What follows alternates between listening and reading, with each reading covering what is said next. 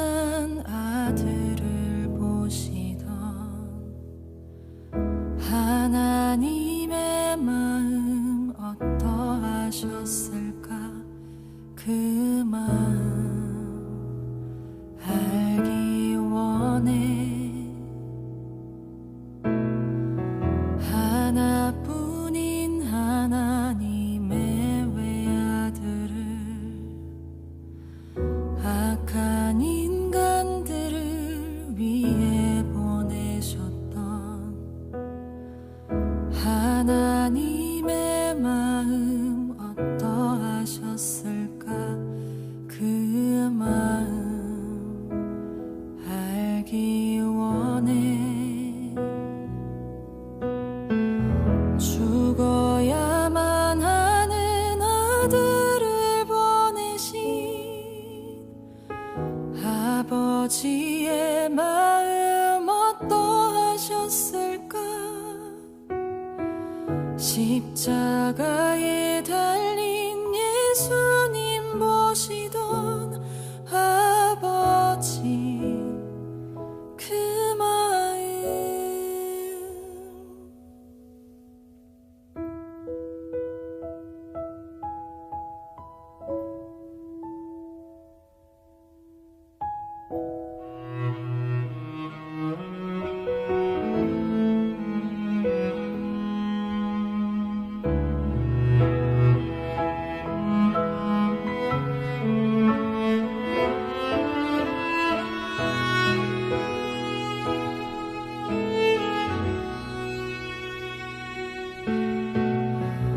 왜 내가 이런 사랑받게 됐는지, 그 사랑 얼마나 큰지도 몰랐네. 날 향한 하나님의 아픈 사랑을 이제야 깨달았네. 죽어야만 하는 아들을 보내신 아버지의 마음 어떠하셨을까? 십자가에 달린 예수님 보시던 아버지 그 마음.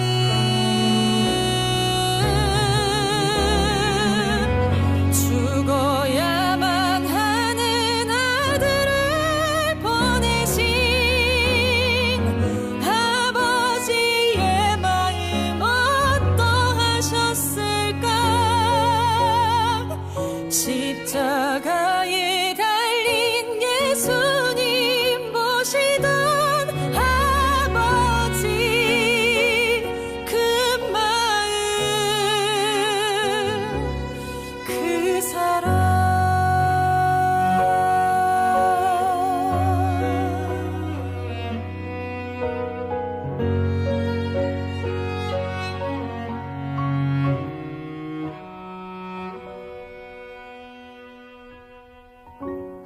하나님의 마음 어떠하셨을까?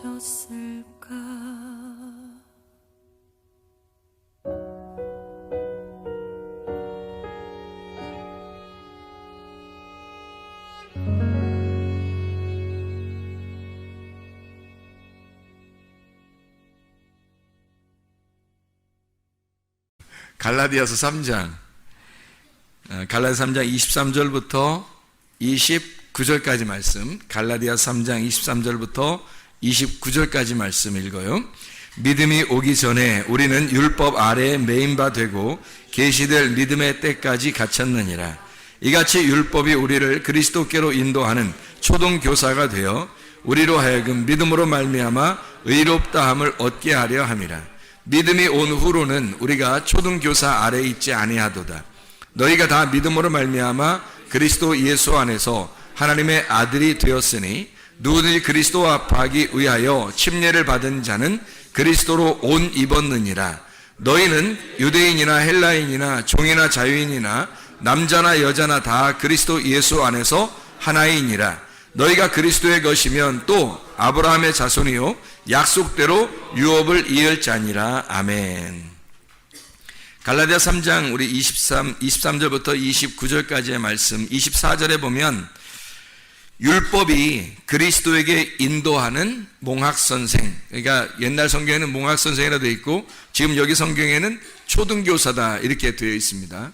그러니까 율법 자체가 나쁜 것이 아니라 우리를 그리스도에게 인도하는 선생님이라는 얘기예요. 그 율법이. 갈라디아 3장을 우리 봤으니까 3장에 19절을 봐봐요. 19절에 그런즉 율법은 뭐냐? 율법은 뭐냐? 범법함으로 더하여진 것이라 천사들을 통하여 한 중보자의 손으로 베푸신 것인데 약속하신 자손이 오시기까지 있을 거다. 율법이라는 건 그리스도가 약속하신 그 자손이, 그 씨가 너희에게 들어올 때까지 필요한 게 율법이라는 거예요. 여러분의 안에 그리스도라는 씨가 들어오면 율법이 이제 완성된 거고요. 그것이 이제 그리스도의 씨가 아직 안 오면 율법이 절대적이라는 얘기예요. 그 전에는. 그러니까 계속 율법을 받아야 된다는 거죠. 왜냐하면 그 씨가 들어올 때까지는, 씨가 들어오면 그다음부터는 율법이라는 것이 완성이 된 거지, 율법을 사라지게 하는 게 아니라고. 이게 완성이 돼서 예수가 이걸 완성시켜서 내 속에서 하나, 완성이 됐단 말이에요. 하나가 되었다. 이런 의미예요. 12절에 보면, 3장 12절에 보면 율법은 믿음에서 난 것이 아니죠. 왜냐하면 예수님 오시기 전에 있는 거니까. 예수님 오시기 전에 있는 거니까 믿음은 율법에 의한 것이 아니고 율법을 행하는 자는 그 가운데서 살리라. 그러니까 율법을 행하려면 율법 안에서 살아야 되는 거예요. 근데 예수님이 오시고 나면 예수님 안에 살아야 되겠죠. 그럼 예수님 안에 산다는 게 뭐야? 율법으로 사는 거예요? 믿음으로 사는 거예요? 믿음으로 살아야 되는 거지. 믿음으로 사는 사람은 율법이 지나간 거죠. 끝난 거지. 근데 율법 안에서 너희가 만약에 율법에서 그대로 살려고 그런다면 그럼 아직 믿음이 안 온 거고, 그러면 율법 안에서 사는 사람은 계속 율법 안에서만 살아야 된다는 것을 얘기하는 거죠. 그렇죠? 율법과 믿음에 대한 이야기를 지금 잘 설명해 주고 있는 내용들이죠. 히브리서 10장 1절에 보면 이렇게 되어 있어요. 히브리서 10장 1절에 보면 율법은 장차 올 좋은 일의 그림자일 뿐이요 참 형상이 아니므로 해마다 늘 드리는 같은 제사로는 나아오는 자들을 언제나 온전하게 할 수 없느니라. 왜? 이건 좋은 일이 오기 전에 그림자란 말이에요. 그림자는 완전한 게 아닌 거죠. 그래서 그것으로는 온전하게 할 수가 없다. 그러니까 완전케 할 수가 없다. 온전하게 만들 수가 없다는 거죠. 왜냐하면 그림자니까 실체가 와야 온전해지죠. 실체가 와야 완전해지게 만든다는 얘기입니다. 자, 고린도전서 15장 56절을 봐봐요. 56절. 사망에 쏘는 것은 죄요. 사망은 쏘는 게 죄라는 거야. 그리고 죄의 권능이 뭐예요? 율법이래요. 그러니까 죄를 죄되게 만드는, 그것을 재판할 수 있는 능력, 그 권능을 가진 게 뭐냐? 이게 율법이라는 거예요. 그러니까 율법과 은혜, 요거를 잘 구분해내지 않으면 성경을 이해하지 못한다 그랬죠. 성경을 이해해야지 우리가 성경을 보는 거. 성경은 평생 동안 우리가 배워야 할 일이고, 성경은 평생 읽어야 되는 일이고, 성경은 평생 들어야 할 일인데, 이건 이 말씀을 우리가 이해를 못하면 이게 뭐 성경이 다 어떻게, 성경은 전체가 다 그런 식으로 되어 있는데 이걸 이해 못하면 어떻게 하나 이거예요. 자, 그래서 로마서 5장도 한번 읽어봐요. 로마서 5장 20절 말씀. 로마서 5장 20절 말씀. 율법이 들어온 것은 범죄를 더하게 하려 함이라. 그러나 죄가 더한 곳에 은혜가 더욱 넘쳤나니. 율법으로 죄를 막 드러나게 해서 죄를 발견하도록 하는 거예요. 그러면 은혜가 필요하잖아. 그럼 더 많이 죄가 발견될수록 은혜를 더 구하게 되겠죠. 그런 거예요. 13절에 로마서 5장 13절 보면 죄가 율법 있기 전에도 세상에 있었으나 율법이 없었을 때는 죄를 죄로 여기지 아니했다는 거예요. 죄가 있었는데 율법이 안 오니까 율법이 죄를 정하기 전에는 죄를 죄로 여기지 않은 거죠. 무법한 거지. 무법한 시대에 그냥 사는 거죠. 그런데 율법이 옴으로써, 율법은 누구에게 온 거냐면 하나님의 백성들에게 온 거예요. 잘 생각해 봐요. 애굽에서 율법이 왔어요? 광야에서 율법이 왔어요? 광야에서 율법이 왔지. 그러면 애굽에서 탈출시켜서 구원해가지고 6월절 어린 양의 피로 구원해서 광야로 데리고 나온 사람들이 그 사람들에게 법을 준 거죠. 애굽에서는 무법한 시대란 말이야. 법이 없었어요.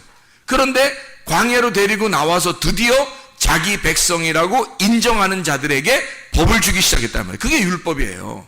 그러니까 율법이라고 하는 건 나쁜 게 아닌 거야. 하나님 자기 백성에게 주신 법이에요. 한마디로 하나님의 울타리인 거죠.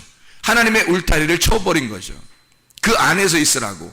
그 율법 안에서, 너희가 이 울타리 안에서 그 안에 꼴을 먹어야 돼. 꼴이 이제 풀이에요. 풀. 이런 풀을 양들이 먹는 풀이에요. 그거 이제 지금 우리도 말하면 만나, 하나님의 생명의 빵. 그게 우리에게는 말씀이란 말이에요. 울타리 안에 있는, 울타리가 뭐라고요? 하나님의 울타리를, 율법을 주심으로써 그 율법 안에 말씀을 심어놨다는 거죠. 그 말씀을 우리가 먹고 자유하게 하도록, 그 진리의 말씀을 먹고 자유하게 하도록 울타리를 쳐놓은 거예요. 이렇게. 그러니까 그 울타리를 언제 쳤냐면 율법이라는 걸 줄 때 친 거니까 광야에서 친 거예요. 그러니까 애굽에서는 율법이라는 이 울타리가 있었어요? 없었어요? 없었어요. 그러니까 무법한 시대에 사람들이 자기가 자기 원하는 대로 살았단 말이에요. 그게 방임한 거, 방종한 거죠. 사람들이 진정한 자유가 아니라, 울타리 안에서의 풀을 먹는 자유가 아니라 방종한 거예요.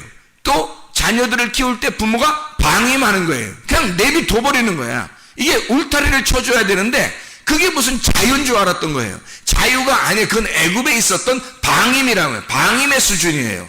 방종의 수준. 그건 애굽의 삶이란 말이에요. 율법의 삶, 광야의 삶은 반드시 울타리를 쳐주는 겁니다. 울타리가 율법이에요. 부모가 율법이고 목사가 교회에 여러분이 오게 되면 목사가 율법인 거예요. 그래서 여러분은 울타리를 쳐서 꼼짝 못하게 만들어 놓은 겁니다. 왜냐하면 여러분이 방종해서도 안 되고 제가 방임해서도 안 되는 거니까. 부모가 자녀를 방임해서도 안 되고 자녀들이 부모 앞에서 방종해서도 안 되는 거니까 부모라는 울타리를 쳐주는 거예요. 그리고 목사라는 울타리를 쳐주는 거예요. 이게 율법적인 거란 말이에요. 이 율법 안에서 은혜를 발견하여 생명을 얻는 거라. 우리가 이게 창세기로 말하면 창세기 6장에 8절, 노아가 하나님 안에서 은혜를 발견했더라. 은혜가 있더라. 그러니까 노아만 은혜를 받았더라. 어떻게? 노아가 어디서 은혜를 받았더라? 6장 8절에 노아는 뭐에게? 여호와께 은혜를 입었더라. 여호와 안에서 주님 안에서 은혜를 발견했더라는 거예요. 그 말은 이 여호와라는 게 뭐예요?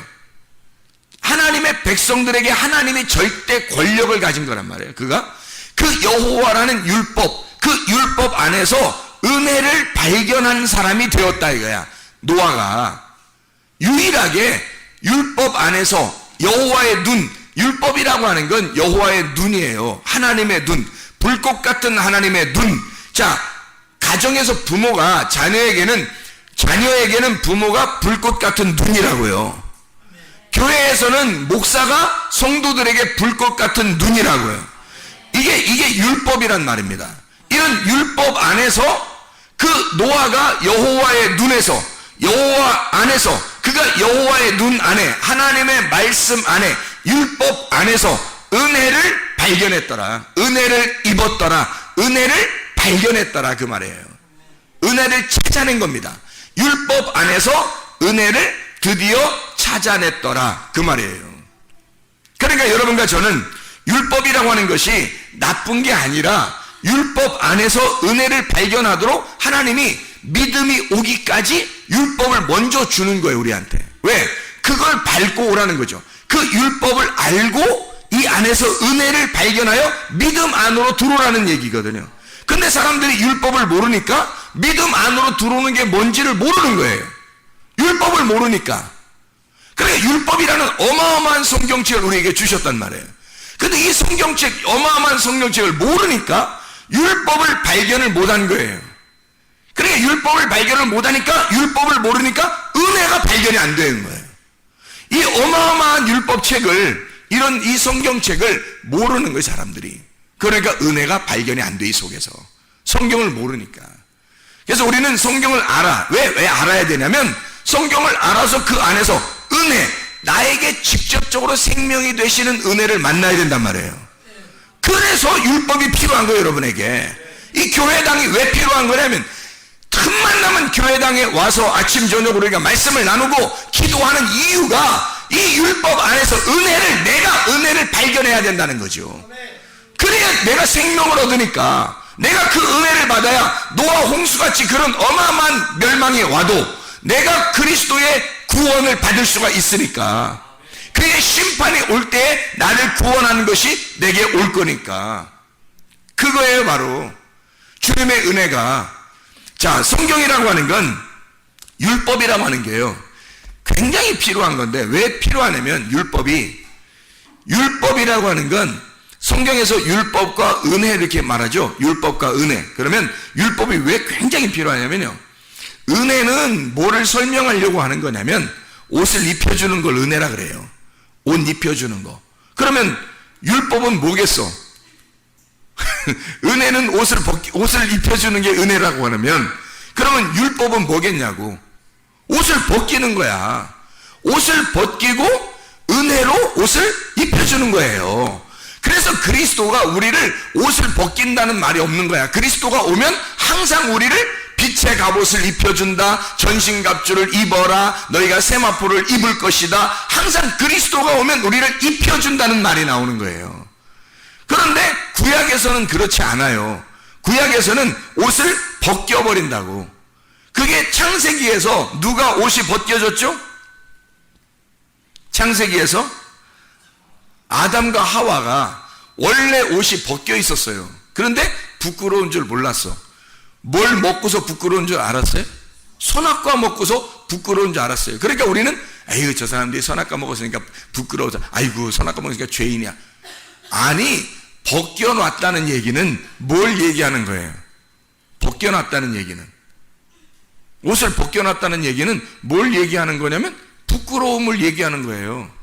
원래 성경에서 옷을 벗었다는 얘기는 부끄러움을 얘기하는 거예요. 수치스러움을 얘기하는 거예요.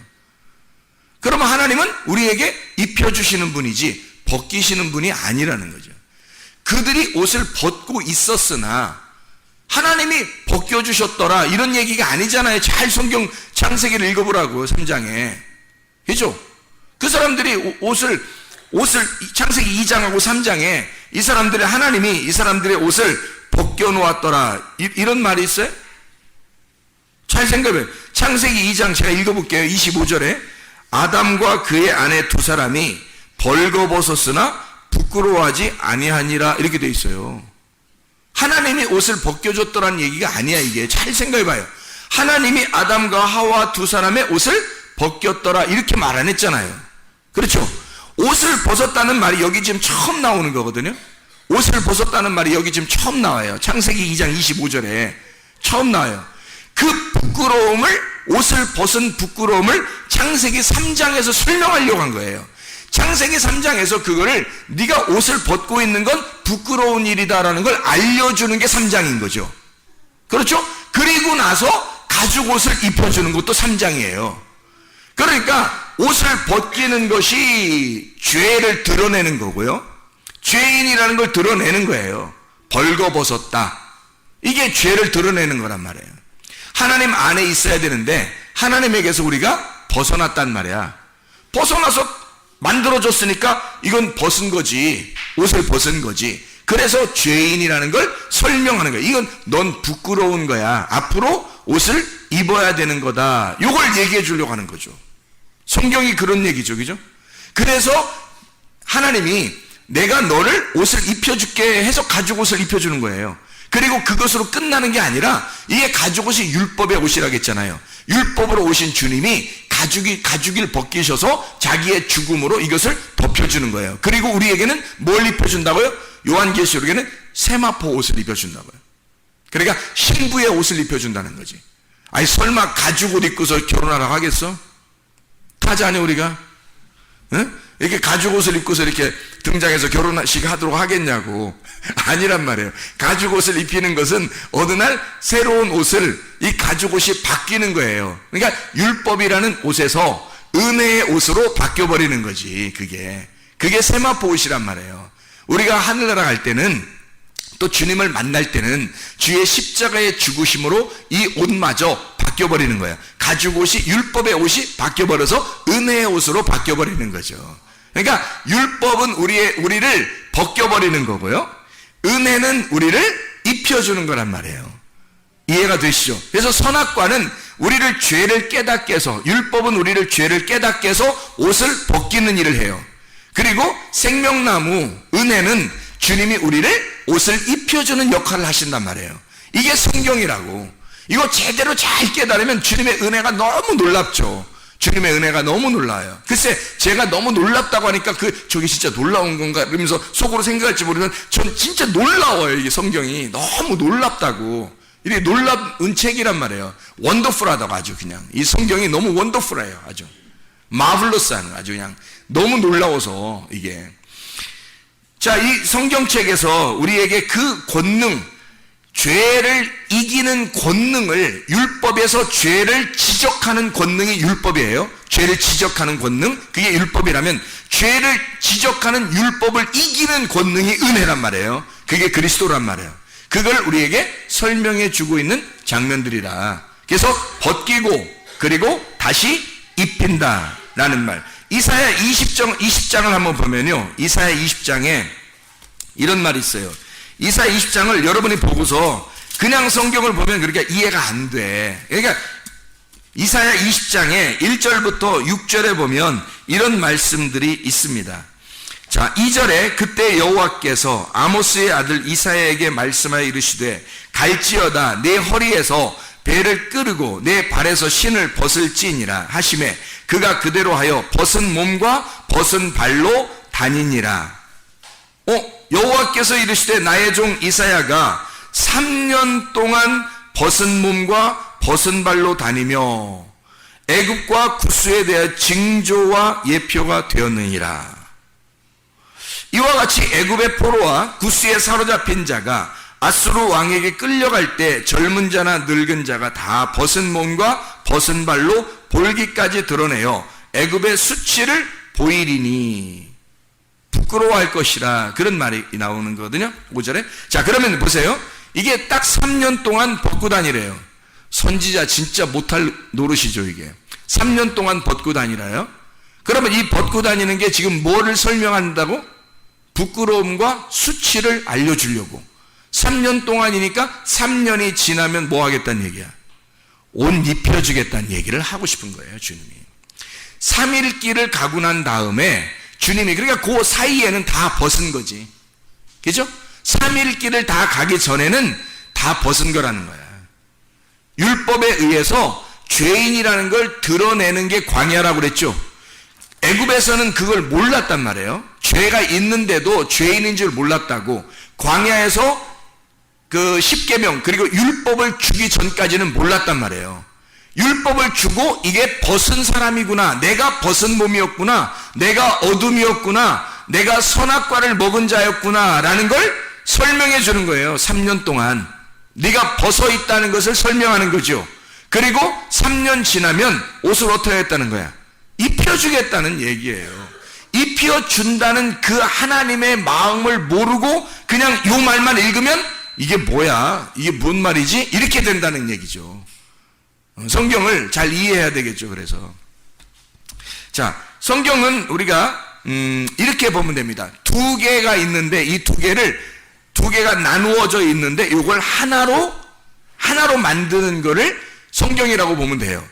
저녁과 아침인데 저녁을 나누어서 설명하고 이게 땅, 어둠, 나예요.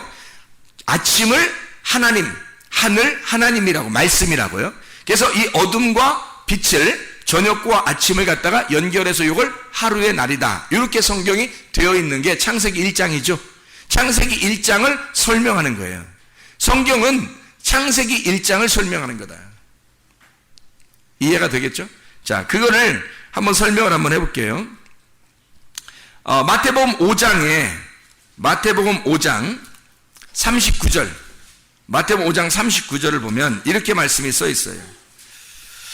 나는 너희에게 이르노니 악한 자를 대적하지 마라. 누구든지 내 오른편 뺨을 치거든 왼편도 돌려대며, 그랬죠? 아니, 오른편 뺨을 치면 왼편도 돌려대래요. 그래서 사람들이 이거를 어떻게 해석을 하고 생각을 해요. 누가 자기 때리면 한쪽도 더 때려, 이렇게 하면서 나는 예수 믿는 사람이야, 나는 다 용서할 수 있어, 그러니까 때려, 나 때렸지? 이쪽도 때려, 이렇게 하거든요. 성경이 그런 말로 써 있을까? 아니겠죠. 써 있을까? 그러면 아니란 얘기를 하려고 한 거지. 그러니까 이렇게 써 있는 게 아닌 거죠. 자, 보세요. 오른편 뺨을 치거든 할 때 그 오른편 뺨이 이쪽이, 여러분이 볼 때 이쪽이 저기죠. 오른편 뺨을 칠 때 뭘로 때려요? 오른편 뺨을 치려면 뭘로 쳐야 되냐고, 이쪽에서. 왼손으로 쳐야지 오른편 뺨을 치지. 생각해봐요. 또 이렇게 또 거꾸로 이렇게 또 친다고 한다, 또 이렇게. 예? 아니, 오른편 뺨을 치려면 내가 여기 여러분을 오른편 뺨을 치려면 어떻게 해야 되냐고. 여러분이 나를 오른편 뺨 치려면 어떻게 해야 돼? 여기 오른편 뺨 치려면 여기 왼손으로 쳐야지. 오른편 뺨을 이렇게 거꾸로 해서 이렇게 손으로 이렇게 등어리로 손등으로 치냐고. 오른편 뺨을 치려면 왼손으로 쳐야 된단 말이야. 그리고 이러면 오른편 뺨을 쳤으니까 왼쪽도 돌려대야 돼, 안 돌려야 돼? 돌려대는 거야. 돌려대면 이쪽에서 왼편을 돌려대면 왼편은 무슨 손으로 쳐야 돼? 오른손으로 또 딱 쳐야 된다고. 그러면 잘 생각해봐요. 먼저는 무슨 손으로 쳤다고? 왼손으로 오른편 뺨을 쳤다고. 그러면 두 번째는 무슨 손으로 치라고? 오른손으로 왼편을 치란 얘기예요. 자, 여러분, 오른편 뺨을 맞은 거를 자꾸 생각하지 말라고. 여러분, 괜히 그 응어리지고 괜히 여기서 뒷글 있고 그렇게 하지 말라고. 자기가 맞은 걸 자꾸 생각하지 말고 때린 사람을 생각해 보라고요. 때린 사람. 그럼 때린 사람은 뭘로 쳤다고? 먼저 왼손으로 쳤다고. 나를 왼손으로 친 자에게 왼손으로 친 자에게 오른손으로 치도록 대조란 얘기야. 왼손으로 나를 치면 오른손으로 다시 나를 치도록 대조란 얘기잖아. 무슨 말인지 알겠어요? 그러면 왼손과 오른손을 설명하려고 한 거지. 왼손과 오른손. 그러니까 뺨을 얘기하려고 한 게 아니란 말이에요. 여기서 뺨을 얘기하려고 한 게 아니라 때리는 자에게 라는 얘기잖아. 잘 성경을 그러니까 잘 봐. 그러니까 뺨을 맞은 거 자꾸 생각하지 말라니까. 우리 맞은 거를 자꾸 자기 쪽에 자꾸 생각하지 말고 때린 사람을 생각해 보라고. 때린 사람, 누가 때렸나, 어떤 손이 때렸나. 잘 봐요. 자, 39절에 내 오른편 뺨을 치거든. 누군가가 쳤단 얘기야, 그죠? 무슨 손으로? 왼손으로 쳤단 얘기지. 왼손으로 너를 치면 내 왼편도 돌려대서 또 맞으란 얘기야. 그러면 또 무슨 손으로 맞으란 얘기야? 오른손으로 맞으란 얘기지. 왼손으로 맞았으니까 오른손으로 맞으란 얘기지. 왼손과 오른손을 설명하려고 한 거예요. 왼손은 율법을 설명하려고 했던 거고, 율법으로 너를 치면 은혜로 오른손으로 너를 다시 맞도록 해란 얘기야. 율법으로 너를 쳤으니, 율법으로 맞았으니 네가 율법으로 끝나지 말고 다시 이걸 한쪽 편을 또 대서 오른손으로 맞아야 된다는 말이야. 너가 하나님의 왼손으로 맞았으면 네가 하나님의 오른손으로 또 맞아야 된다는 거야. 그래야 구원이 온다는 거지.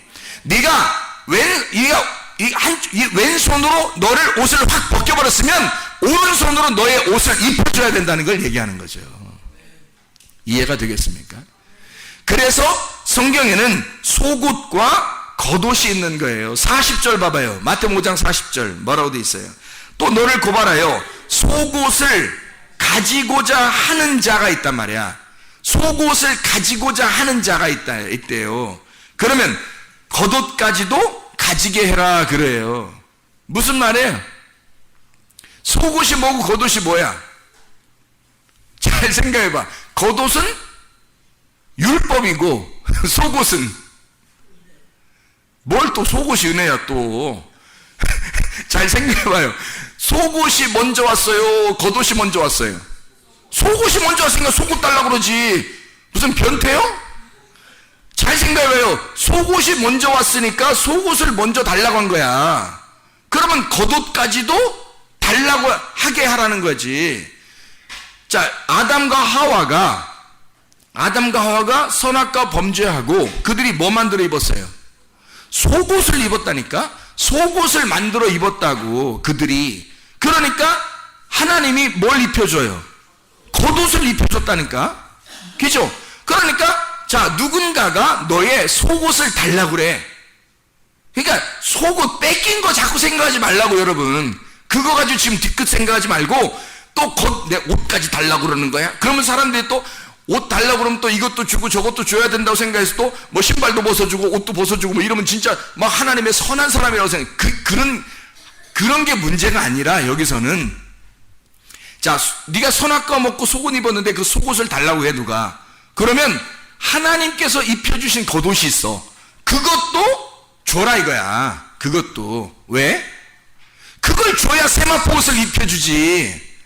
잘 생각해봐요. 속옷이 있었죠. 그 다음에 겉옷으로 가죽옷을 입혀줬죠. 그 다음에 그것 둘 다 줘버리면 하나님께서 어떻게 세마포 옷을 입혀주는 거지. 우리에게 영적인 옷을, 진리의 옷을 입혀주는 거지. 은혜로. 그래서 내가 만들어 입는 옷이 있고 하나님이 주신 율법의 옷이 있고 그리고 하나님이 그 율법의 옷까지 다 하나님께 드려버리면 그러면 그것을 십자가로 완성하시고 우리에게 세마포 옷을 입혀주는 거죠. 그러니까 우리를 벗겨놓고 다시 입혀주시는 하나님, 이거를 설명하려고 했던 거란 말이에요. 그러니까 내가 뺏긴 거, 뭐 나 뺨 때렸어? 그럼 이쪽 뼈 때려봐. 이런 의미가 아니라 왼손으로 때렸으니 오른손으로 맞아야 된다는 거야. 그리고 속옷을 달라고 했으니 겉옷도 빨리 줘야 그 다음에 하나님의 옷이 입혀진다는 거죠. 이해가 돼요? 아주 간단한 얘기입니다. 아주 간단한 얘기인데 우리가 이걸 그냥 보면 이해가 안 되고 뭐 헷갈려요. 이게 이상한 얘기 같으니까 이게 헷갈린다고. 간단한 얘기인데, 그래서 이 율법과 은혜라는 것만 제대로 깨달으면요 이 성경이 풀린다는 거죠. 왜? 성경은 그렇게 이루어져 있으니까. 그것을 모르고 성경을 보니까 사람들이 이해가 안 되는 거지. 자, 이해가 되겠죠? 무슨 말인가? 그래서 하나님은 우리에게 왼손과 오른손을 설명합니다. 예수님이 부활하시고 난 다음에 하나님의 어디 편에 계시죠? 우편에 계십니다. 왜 우편에 계시다 그래요? 하나님은 뭐 영인데, 하나님이 영이고 예수님도 부활하시면 영인데 그 영적 존재들이 뭐 오른편에 앉아있고 왼편에 앉아있고 뭐 앞에 앉아있고 뒤에 앉아있고 막 이런가요? 그럴 수 없다는 말이에요. 오른편이라고 하는 얘기는 왼편에 있었다는 걸 설명하는 거죠. 내가 왼편에 갔을 때 죽었다는 거예요. 오른편에는 부활해서 가는 거죠. 그래서 부활해서 오른편으로 갔다는 얘기고 죽으러 갈 때는 왼편으로 갔다는 얘기예요. 그러면 죽으러 갈 때는 어디로 내려왔다는 얘기? 땅으로 내려왔다는 얘기. 그러니까 땅이 왼편이고 하늘이 오른편이었던 거지. 그래서 하늘에 올라가셨다. 그 권능의 자리에 올라가셨다. 율법이 왼편이고 땅이고 땅에서 있는 거고 땅으로 내려온 거고요. 그리고 은혜가 하늘에 있는 거란 말이에요. 그래서 왼편과 오른편을 이렇게 나누은 거, 이게 율법과 은혜란 말이에요. 성경 자체를 이렇게 설명하고 있다는 얘기입니다. 자, 우리는 율법이라고 하는 것을 마치 율법으로는 구원을 받을 수 없어, 그러니 율법은 나쁜 거야 라고 인식하는 사람들이 굉장히 많더라. 그거 아니다. 왜 그게 아니냐면 요한복음 19장 29절 30절 말씀을 한번 우리 같이 보면요, 거기에 다 이루었다는 말씀이 우리에게 있죠. 거기에 요한복음 19장 29절 30절, 거기 신포도주가 가득히 담긴 그릇이 있는지라 사람들이 신포도주를 적신 해면을 우슬주에 메어 예수의 입에 대니 예수께서 신포도주를 받으신 후에 이르시되 다 이루었다 하시고 머리를 숙이니 영혼이 떠나가시니라. 원래 신포도주는 누가 먹어야 될 음식이에요. 신포도주는 내가 먹어야 할, 내가 마셔야 할 포도주란 말이에요. 그거를 예수님이 십자가에서 마셨다고. 십자가에서 그걸 입에 대고, 그리고 거기서 죽으시면서 모든 것을 다 이루었다. 너희들이 마셔야 할 잔을 내가 마셨다 그 말이야.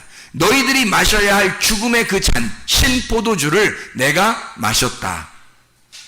쓴 물을 내가 마셨다. 한마디로 쓴 물은 내가 마시고, 그리고 이제 단물을 너희에게 주겠다는 얘기지. 하늘의 천국의 포도주를 너희에게 주겠다. 신포도주, 쓴 물은 내가 십자가에서 매달려 그걸 마시고, 하늘에 올라가서 달콤한 포도주, 하늘나라 천국 잔치하는 그 포도주는 너희들을 마시게 하겠다는 얘기야. 이게 십자가라고요. 십자가로 율법을 완성하셨다는 거죠. 율법을 폐기하신 게 아닙니다. 율법을 폐기하신 게 아니라 율법을 끝내고 완성했다는 얘기예요. 드디어 이 율법 안에서 오신 그 주님이 율법을 끝냈다는 얘기야. 이거를 완성했다는 얘기예요. 이제는 예수님의 시대가 열렸다. 그러면 예수님의 시대를 뭐가 증명해요? 율법이 증명하는 거예요. 그래서 율법이 꼭 필요한 겁니다. 왜냐하면 그 율법이 이 은혜의 시대를 율법이 설명해야 하니까. 은혜의 시대라고 하는 건, 부활이라고 하는 건 그 죽음이 부활을 설명할 수밖에 없는, 부활을 죽음이 설명하지 않으면 이해가 안 되는 게 부활이란 말이에요. 그냥 살아있는 게 아니란 말이에요. 그냥 살아있는 게 아니라 부활이라고 한 거예요. 부활이라는 건 다시 살았다는 얘기거든요. 그 말은 죽음이 있어야 다시 살아난 것이 설명이 되는 거지. 그래서 십자가 예수가 자기가 홀로 그 십자가 예수가 거기서 완성을 하고, 은혜는 누가 받게 했다고? 여러분과 제가 받게 했다고. 은혜는 예수님이 받는 게 아니에요. 은혜는 예수님이라고. 은혜는 예수님이니까 여러분에게 제가 받는 거지. 예수 그리스도가 십자가에 매달려 죽으신 것은 율법을 끝내는, 율법을 완성하는 죽음이고, 그리고 은혜는 은혜가 되신 예수님을 내가 받는 거란 말이에요. 은혜는 내가 받아야 되는 거란 말이에요. 그러면 내가 은혜를 받았느냐 이거지. 율법의 예수를 확실하게 인정하고 믿지 않으면 은혜를 받을 수가 없어요. 그래서 죄라고 하는 게 뭐냐면, 죄가 요한복음 16장 9절에 뭐라고 나오냐면 이렇게 나와요. 16장 9절. 죄에 대하여라 함은 그들이 나를 믿지 아니하며 라고 되어 있어요. 왜 이렇게 썼을까? 예수님이 자기를 믿지 않는 게 죄래요. 왜 그 말을 여기다가 이렇게 썼을까? 다른 죄가 있었는데, 그 죄들이 여러 가지가 있었는데 왜 그 말을 하지 아니하고 공교롭게도 요 얘기 하나만 했을까? 죄에 대해서. 이상하잖아요. 예수를 안 믿는 게 죄다.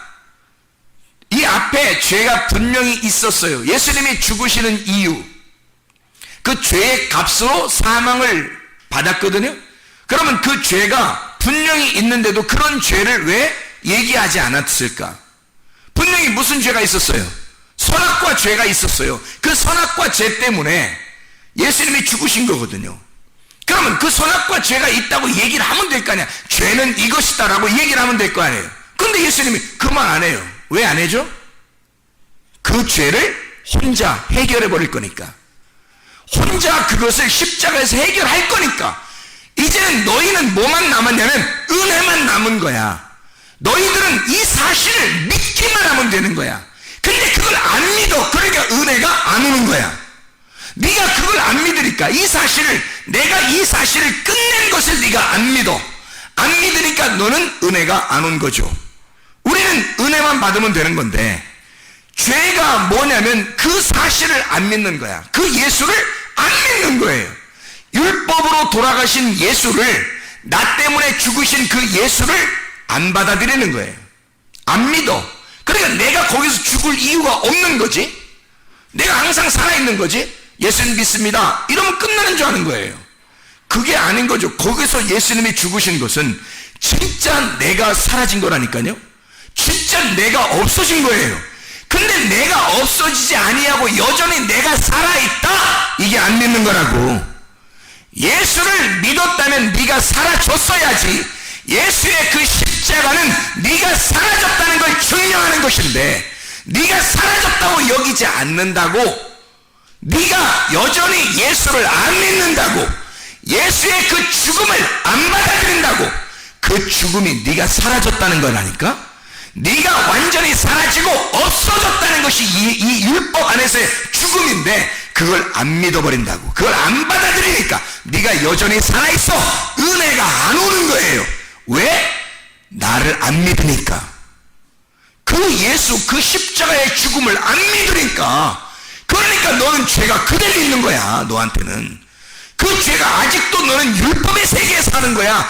은혜로 살아야 되는데, 예수는 2000년 전에 죽었는데, 세상에 예수는 2000년에 죽었는데 아직도 우리는 율법 안에 사는 거예요. 왜? 내 속에서 예수가 죽질 않은 거야. 그 예수, 나를 위해서 나라는 예수로 죽으신 예수를 안 믿은 거예요. 그러니까 아직도 내가 살아있는 거지.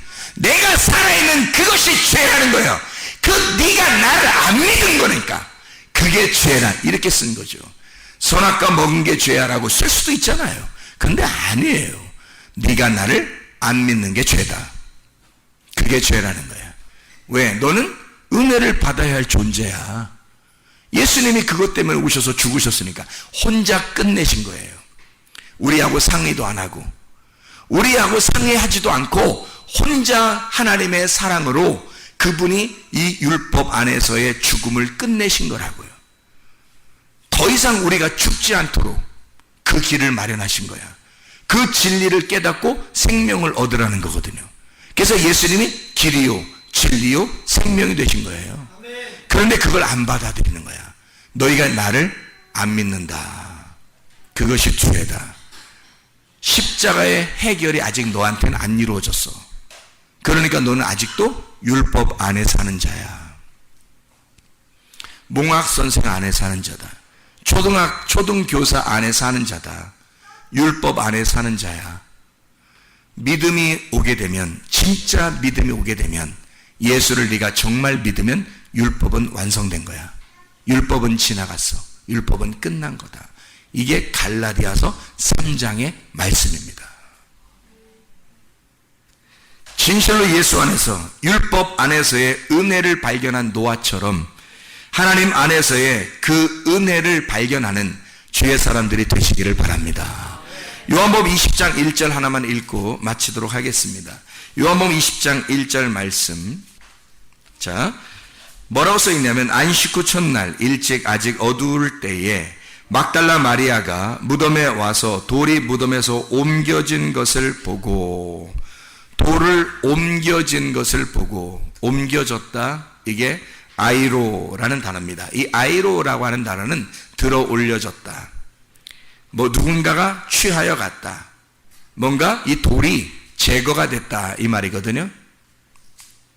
이 말은 아이로라는 그 단어 자체가 죄를 용서했다, 죄 속죄, 죄를 속했다, 죄를 용서했다, 죄가 넘어갔다, 요 이야기를 하는 거예요. 그러면 보세요. 잘 생각해요. 죄 용서라고 하는 것은, 육신이 죽어서 무덤 안으로 들어갔다가 거기서 부활하여 나오는 것을, 육신이 죽어서 무덤 안으로 들어갔다가 나오는 것을 죄 용서라 그렇게 말하는 거예요. 죄 용서라 그렇게 말하는 거는, 그렇죠? 돌을 옮겨놨다. 자, 돌을 옮겨놨다. 잘 생각해봐요. 그러면 여러분 보세요. 자, 무덤이 있어요. 돌 문으로 이렇게 닫혀놨거든요. 근데 돌 문이 열린 거거든요. 자, 그러면 이것을 여러분은, 아, 돌문이 닫혔구나, 그 다음에 돌문이 열렸구나, 이렇게 생각하잖아요. 그럼 이거를 조금 더 생각을 한 번 더 해보자고요. 한 번만 더 생각해보자고. 제발 한 번만 더 생각해 봅시다. 돌문이 닫혔다는 것은, 이렇게 닫아놨다는 것은 돌문이 원래 어떻게 되어 있었다는 걸 얘기하는 거예요. 돌문이 원래는 열려 있었던 거죠. 돌문이 원래는 열려 있었어요. 그렇죠? 그런데 거기다가 시체를 집어넣었을 때 돌문을 닫은 거예요. 그렇죠? 원래는 이게 돌문이 열려 있었다고요. 돌문이 원래 열려 있었는데 시체를 넣고 돌문을 닫아놨단 말입니다. 그리고 다시 이 돌문이 열려질 때 그때 시체는 없어진 거예요. 부활한 겁니다. 그렇죠? 그러면 원래도 돌문이 열려 있었는데 그 다음에 시체가 들어갈 때만 돌문이 닫힌 거예요. 그렇죠? 그리고 이 돌문이 열릴 때 다시 시체가 없어진 거예요. 돌문이 원래 열려 있었다는 그 상태가 뭐냐는 거예요. 원래 열려 있었던 상태가 하나님의 원래 창조죠. 원래 우리를 창조하신 모습이란 말이에요. 하나님이 우리를 원래 창조하신 선악과를 먹기 전에 우리의 모습이죠. 하나님이 우리를 창조하셨을 때의 창조 상태란 말입니다. 그런데 사람들이 선악과를 먹었죠. 그리고 죄를 지었어요. 그랬더니 시체가 되어버렸어요. 죽었단 말이에요. 하나님과 관계가 끊어졌어요. 그걸 시체라 그래요. 그래서 그 시체를 어디다 집어넣어? 예수 그리스도가 십자가 못 박혀 돌아가시며 그 시체를 대신에 예수님이 죽으시고 시체로 죽으시고 그리고 그 시체가 무덤 안으로 들어가 버린다. 무덤 안으로 들어가니까 문을 딱 닫아버려요. 뭐가 닫아버린 거예요? 뭐가 예수님을 죽였죠? 뭐가 예수님을 죽이고 예수님을 갖다 가둬놨죠? 율법이 예수를 죽이고 원래 창조의 상태는 율법이 없었다고요. 죄를 죄로 여기지 않았다고. 그래서 돌문이 열려 있었던 상태란 말이에요. 그런데 죄를 발견하게 됐어, 사람들이. 그래서 돌로 사람들을 때려서 죽인다고 그랬죠, 구약에서는. 그게 심판하는 율법이란 말이에요. 율법이라는 이 돌문으로 사람을 죽여서 그 안으로 율법으로 사람을 죽여서 문 안으로 들여보내고 무덤 안으로 들여보내고 율법의 문을 닫아놨다고요. 그때 부활하시는 그 주님이 죄로 사망했던 이 주님이 율법 안에 갇혀있던 이 주님이 여기서 어떻게 해요? 문이 어떻게 됐어? 문이 다시 열려버렸단 말이에요. 다시 문을 열어놨다고. 열어놓고 시체가 사라져버린 거예요. 어떻게 된 거예요, 그러면? 아니, 그러니까 보세요. 처음에는 시체가 들어가기 전에 무덤에 뭐가 있었어요? 없었지. 그러니까 무슨 무덤이라 그래, 그걸? 빈 무덤이라 그래. 빈 무덤이었었는데 그게 원래 상태란 말이에요.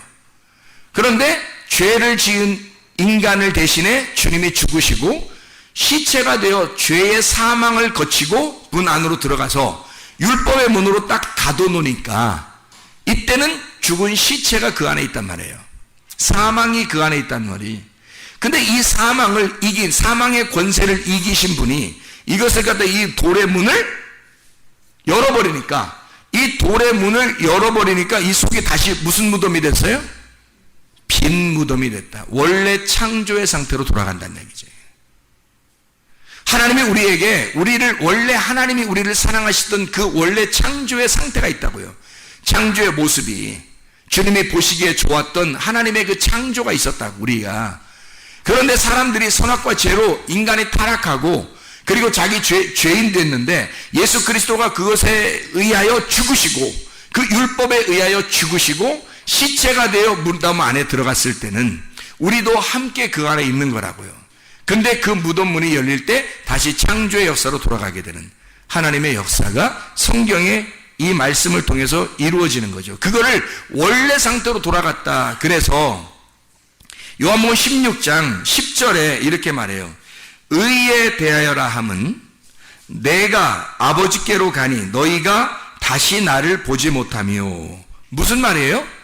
원래 상태로 돌아갔다는 얘기죠. 원래 상태로 돌아가면 그것을 의롭다고 말한다. 의롭다는 말은 뭐의 반대말이에요? 죄의 반대말이죠. 그러니까 죄라고 하는 것은 뭐라고? 너희가 나를 믿지 아니하며. 그 말은 무슨 말인지 알겠죠? 율법 안에서 그 죽으신, 내가 죽어야 하는 그 자리에 죽으신 예수를 받아들이지 않고 내가 여전히 살아있으니, 내가 여전히 살아있는 건 하나님하고 관계가 끊어져 있다는 얘기죠. 내가 여전히 살아있는 건 하나님과 관계가 끊어져 있는 거고 아직도 죽어있는 상태라는 얘기죠. 그러면 원래 상태가 아니라면, 원래 창조의 상태가 아니죠. 그죠? 하나님과 관계가 끊어져 있으니까 원래 창조의 상태가 아닌 요 상태를, 관역에서 벗어난 요 상태를 죄라 그렇게 말하는 거라고. 이때 예수님을 믿어서 예수님이 이런 모든 죄의 사건을 끝내시고 다시 아버지께로 돌아가 빈 무덤을 만들어 놨고, 이게 원래 창조의 상태로 다시 돌아가면 그걸 의롭다라고 말하는 것입니다. 우리를 죄에서 죽으시고 의롭게 만드시는 분이 우리 예수님이셔요. 이게 성경의 핵심이라고요. 복음이라고요. 그래서 예수의 복음은 십자가와 부활입니다. 예수의 죽음을 통하여 우리의 모든 죄값을 치르시고, 그리고 다 이루었다, 율법 안에서 모든 것을 완성하고 이제는 너희에게 은혜를 주고 싶다는 거야. 빈 무덤을 선사하고 싶다는 거야. 너희에게 원래 창조의 질서로 다시 돌아가게 하고 싶다는 거야. 하나님의 원래 그 사랑의 품 안으로 돌아가게 하고 싶다는 거예요. 그것을 받아들이라는 것입니다. 기도하겠습니다. 우리 하나님 아버지, 사랑과 은혜를 감사드립니다. 아버지 하나님, 우리의 그리스도를 그토록 입혀주시기를 원하시는 주님, 나의 옷을 벗고 그리스도의 옷을 입어 빛의 갑옷을 입고 전신갑주를 입고 살아가는 주의 사람들이 되게 도와주시옵소서. 말씀이 우리에게 충만하게 도와주셔서 그 말씀과 함께 동행하다가 주님 만나 살게 도와주시옵소서. 예수 그리스도 존귀하신 이름 받들어 기도드렸사옵나이다. 아멘.